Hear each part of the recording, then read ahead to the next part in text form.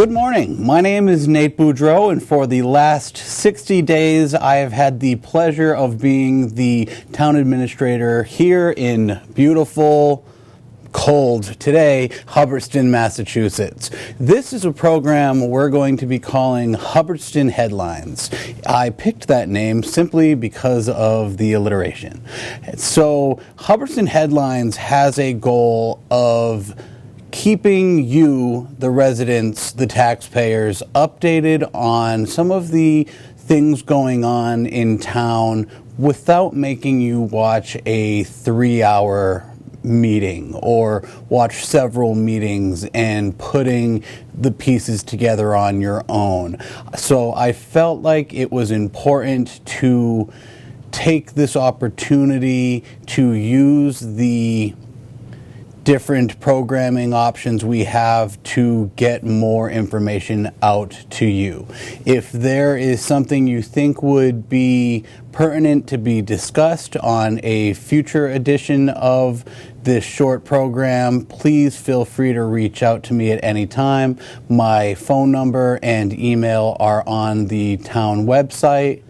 Today I am joined by Brittany Blaney Anderson, the director and station manager of Hubbardston Public Access, who will be asking a variety of questions, helping to let you get to know a little bit more about me, where I come from, what some of my ideas are. But in the long run, my whole goal is to work with you, the staff, the elected and appointed officials of the town of Hubbardston to move our goals forward to make Hubbardston a better and better place to live in terms of service, in terms of affordability, and in just generally across the board. So I will toss it over to Brittany for our first question. All right, Nate, thank you. Can you tell our viewers a little bit about yourself? Absolutely. So I was very fortunate to be raised right next door in Gardner, Massachusetts, where I lived my whole life, and I still live to this day with my fiance and our two dogs, Independence and Liberty Bell. You can kind of get the theme. So that's where I live to this day. I enjoy living in Gardner. I bought my first home about 3 years ago. I was raised in Gardner by my grandparents, where I participated in local government at a very young age. I started holding signs for local candidates at 5 years old and just really taking a liking to municipal government and that kind of stuff. As I grew up, I went to college where I did more and more to become involved with internships with the mayor's office and with different state representatives. And then when it came time to graduate, I came home and ran for city council. I was a Gardner City Councilor for approximately 9 years until last month when I resigned to take this wonderful opportunity.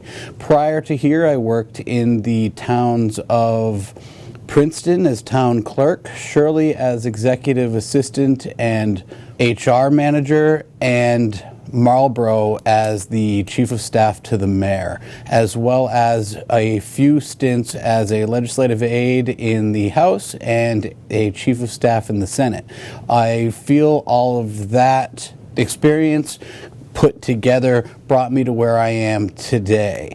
Some of the goals that I have for Hubbardston are just being more transparent, making sure that our constituents and the taxpayers are the first people we think about when making decisions, and ensuring that our staff and elected appointed officials are all happy and working together to the best that they can do. Okay, why Hubbardston? So I have a passion for central Massachusetts.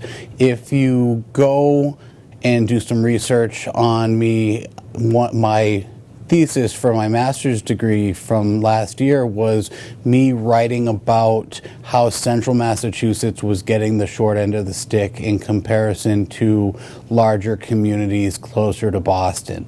I wrote up a few ways that we could rework grant programs and state funding to try and assist rural communities that are struggling and having a hard time with paying for their basic necessities.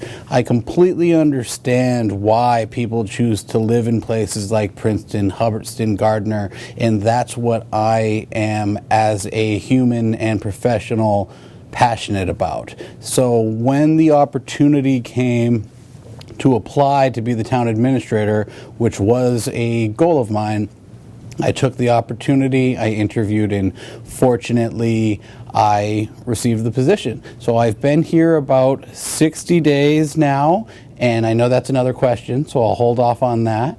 But it's been great so far, and I look forward to staying here for a good amount of time, getting some work done, and working with the great people of Hubbardston. Okay, thank you. As you alluded to, the question is, how was your first 60 days? How have your first 60 days gone?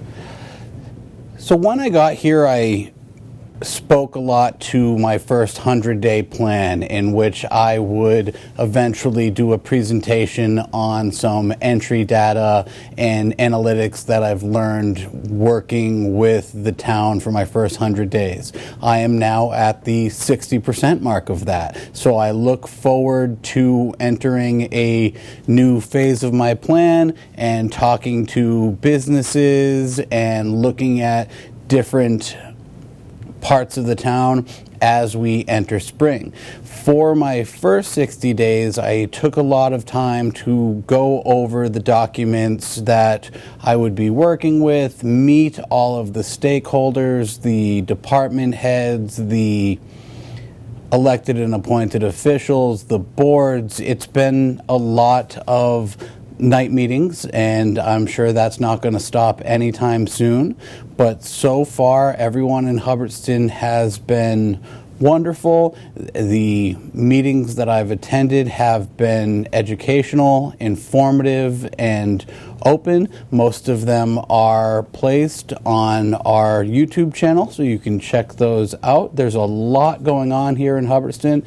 I'm learning every single day, and I hope to be able to present my 100-day findings in the next 2 or 3 months to the select board. And we are starting to work on the budget, and there's a variety of other initiatives that I'm looking to take on in the coming weeks, months, and years. If you have any ideas for anything that you think we can discuss further or take on, I have an open door policy. Feel free to stop by, and I also do public hours starting this next Monday, February 6th, from 4 p.m. to 5:30. That will be every Monday for the foreseeable future. If anything changes, we'll announce it on the town website. Since starting, you've spoken a great deal about transparency and communications. What can residents expect to see in the coming months? Yes, transparency and communications are some of my biggest proponents as a municipal administrator. It is something that I feel is the most important aspect of living in a successful community outside of constituent services and the services rendered by the government. By maintaining transparency and being communicative with your community, you increase involvement with your government, you increase knowledge, and the entire understanding of what is going on and how community members can help goes up. That's why I have looked into having this program, Hubbardston Headlines, and we'll do this approximately once a month unless a topic comes up that it is felt is in need of a special edition. And We will also be rejuvenating the Hubbardston newsletter, and I will be having the first meeting of the communications task force in the coming weeks. That's something that I envision with a member of each department and or large-scale board coming together to see what we can do to centralize communications, maybe look into messaging, maybe look into having different types of, not competitions, but do different things revolving around communications on not only social media, but regular media as well. So that's something, if you are watching from home and you have interest in that type of project, please feel free to reach out, because I am an all hands on deck kind of guy. We are heading into the heart of budget season. How is that going? So far, so good. Everyone watching from home is understanding that there are some trials and tribulations regarding the budget here in Hubbardston. The fact that we've been facing a systematic deficit for the last couple of years and have had to level fund our budgets for a good number of years. That will likely not change this year, but I am presenting my annual budget forecast to the select board on Monday, and after that I will begin looking at the budget numbers submitted by the department heads and boards and committees when they were requested earlier this month. After that, it'll become a waiting game, because we will need to wait for the new governor, Maura Healey, and the state legislature to release their numbers. A lot of our numbers will become clearer as we approach those dates. So it's still a bit early, but we are working with preliminary numbers to get an idea of what's going on. Most of the town is aware of a major project going on in the town center.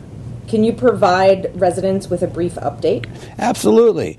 I am really excited about the Town Center project. It's bringing together a lot of previous work from the Town Center Committee, from the Select Board, from a number of boards and committees, from my predecessor, from a lot of the staff here in town.